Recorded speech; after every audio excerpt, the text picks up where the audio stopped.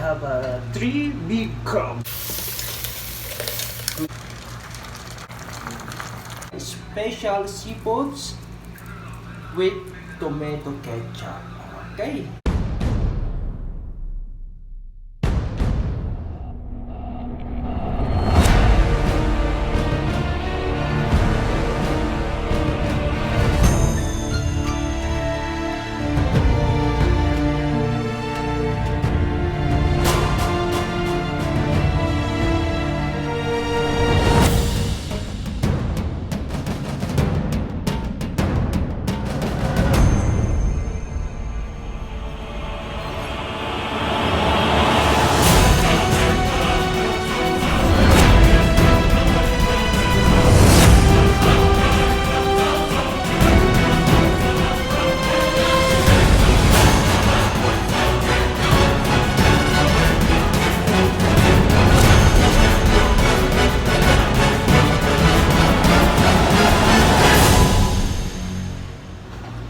Okay guys, let's start.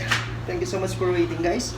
Ito na pala, naano ko na yung shrimp natin. This is our shrimp.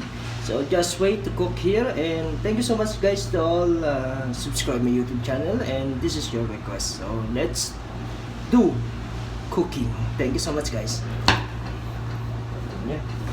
And also we have a crab here. I have three big crabs.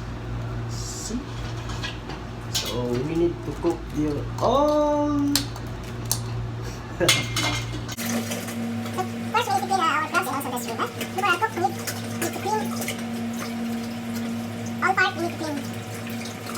Okay, our shrimp.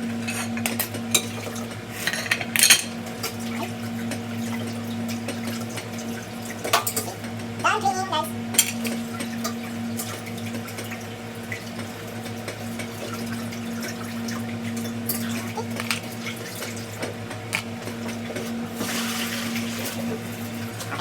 Next, I have a shell guys.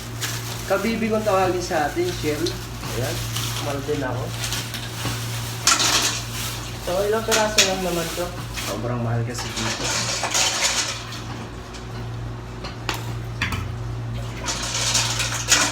So, kailangan linisin din natin ito lahat.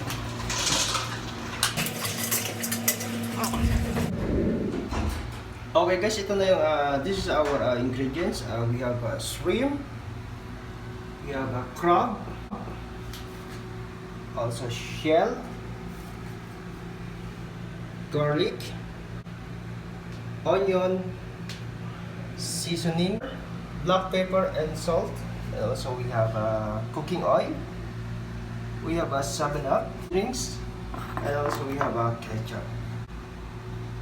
Okay guys, let's cook our new menu today. Seafoods with ketchup, Filipino style. So let's do and let's enjoy. Okay guys, first we put our cooking oil. Just a little bit of cooking oil. Okay. First we put our garlic.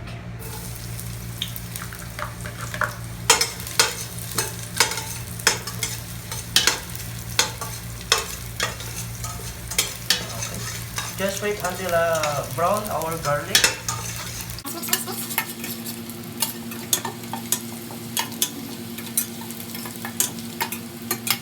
After that guys, we need to export our Onion. Chopped onion is the best, and also 3 pieces, 4 pieces enough. You can add all you want. You can add more. It's up to you guys. So just mix our garlic and onion.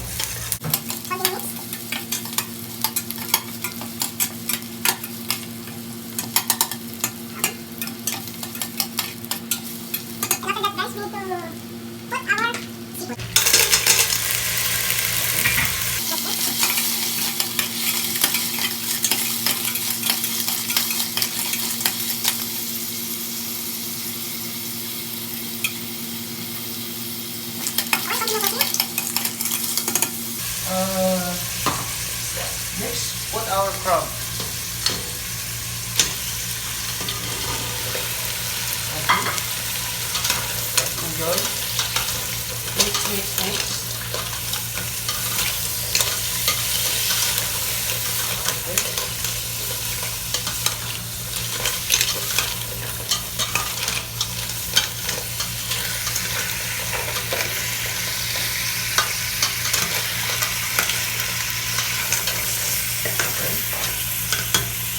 After that, guys, we need to put our shrimp. Okay. Make sure all ingredients, all seafood is already clean before cook.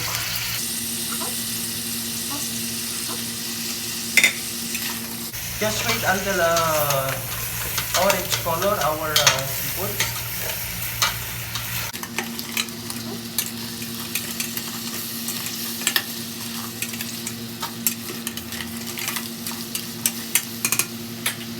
Cover for a few minutes, guys.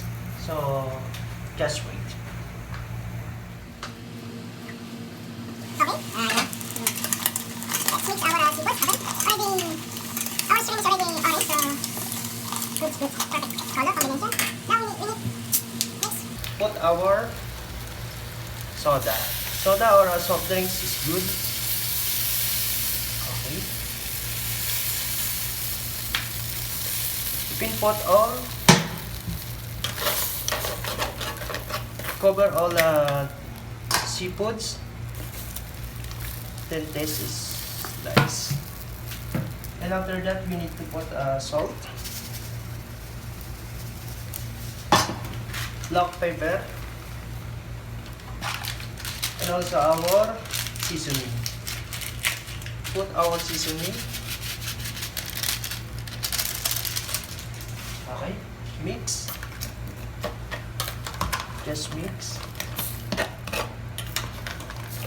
Okay, mix our seafoods. See, it's already orange color. So, cover again and wait until cook, then boiled. Okay guys, wait, boiling our meal. Just wait. A little bit of fire. Just wait until cook. Then after that, we put our ketchup, tomato ketchup. These are final ingredients. So hopefully you enjoy, guys, and hopefully you follow our ingredients that we make our meal. Thanks so much.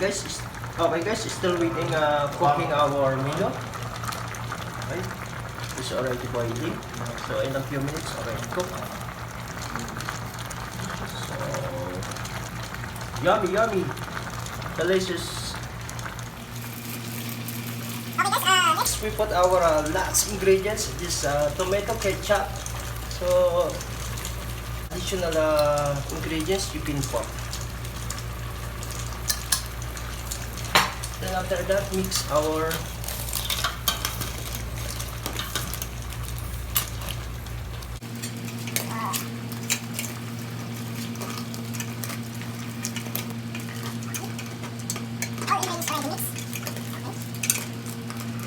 Our seafood also is already cooked. So wait a few minutes. We're done. So just mix a little bit. Okay. Just wait, cook our tomato. Tomato ketchup, black pepper, everything is good, guys. So please. good taste and the texture is good. Then we taste. Perfect. A little bit of salt and boiled. Okay. After that, done. Thank you so much, guys. Okay. Okay, guys. This is our seafoods, special seafood with